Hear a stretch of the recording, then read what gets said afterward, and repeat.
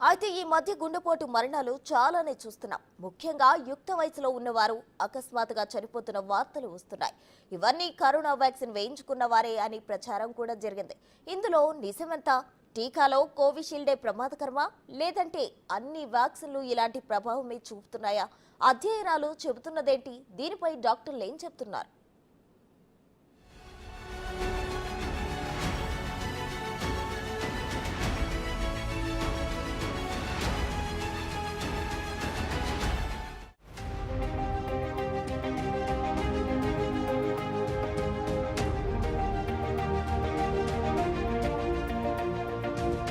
COVID-19 vaccination గుండెపై ప్రభావం చూపుతుందంటూ ఆ మధ్యకాలంలో అనేక వార్తలొచ్చాయి. ఈ నేపథ్యంలో ఈ ఏడాది ప్రారంభంలో ఓ పరిశోధన సంచలన విషయాలను వెల్లడించింది. భారతదేశం మినహా వివిధ దేశాల్లో కోవిడ్ టీకా తీసుకున్న వారిలో గుండె సమస్యలు, మెదడు, రక్తనాళాల్లో రక్తం గడ్డకట్టడం వంటి దుష్ప్రభావాలు కనిపిస్తున్నాయని ఈ అధ్యయనం చెప్పింది.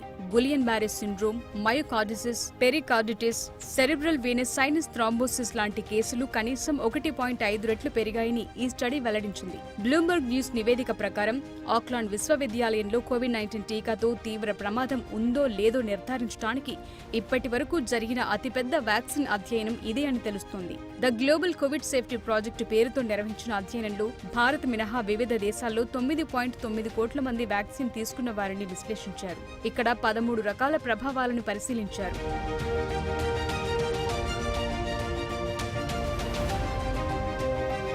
ఈలోపు ప్రపంచ ఆరోగ్య సంస్థ, యూరోపియన్ మెడిసిన్స్ ఏజెన్సీ తాజా పరిశోధన కూడా కీలక డేటా సేకరించింది. మొడర్నా, కోవిషీల్డ్ వ్యాక్సిన్ల తరువాత ఊహించిన దానికంటే ఎక్కువ దుష్ప్రభావాలున్నాయని కనుగొంది. ముఖ్యంగా ఆస్ట్రాజెనికా కోవిడ్-19 టీకా తీసుకున్న వారిలో చాలా అరుదుగా రక్తం గడ్డకట్టే ప్రమాదం ఎక్కువగా ఉందని అధ్యయనం పేర్కొంది. రోగ నిరోధక వ్యవస్థ, నరాలపై దాడి చేసే గులియన్ బెర్రీ సిండ్రోమ్ను గుర్తించారు. ఇది కండరాలకు తీవ్ర హాని కలిగించొచ్చని, సుదీర్ఘ చికిత్స తీసుకోవాలని వెల్లడించారు. ఇది ఒక్కోసారి ప్రాణాంతకం కావచ్చని తెలిపారు. ఈ టీకా డోస్ తీసుకున్న వారిలో 6.9 రెట్లు ఎక్కువ ప్రమాదం ఉందని అధ్యయనంలో వెల్లడించారు. కోవిషీల్డ్ వ్యాక్సిన్ తో గుండెపై తీవ్ర దుష్ప్రభావాలుంటాయని, గుండెపోటు, పక్షవాతం, రక్తంలో గడ్డకట్టడం వంటి సమస్యలు తలెత్తే అవకాశాలున్నాయని అధ్యయనం చెప్పింది.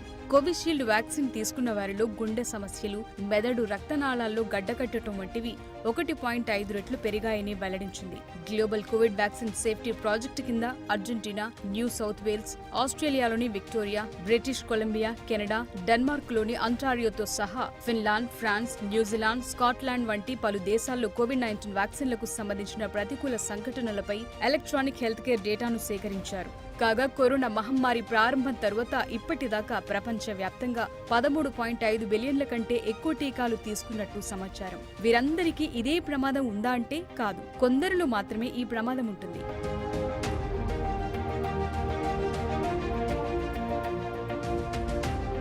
ఇక ప్రస్తుతం వస్తున్న అనుమానాలపై డాక్టర్లు ఎలాంటి భయం అవసరం లేదని అంటున్నారు. వ్యాక్సిన్ తీసుకున్న 3 నుండి 20 రోజుల లోపలే ఈ ప్రభావం ఉంటుందని చెప్తున్నారు. అందులోనూ మొదటి డోస్ వ్యాక్సిన్ వేసుకున్న తర్వాతే ఈ లక్షణాలు కనిపిస్తాయని అంటున్నారు. ఇది తీసుకుని అనారోగ్యానికి గురైన 60 నుండి 70% మందికి మెదడు సిరల్లో రక్తం గడ్డకట్టే అవకాశం ఉందని డాక్టర్లు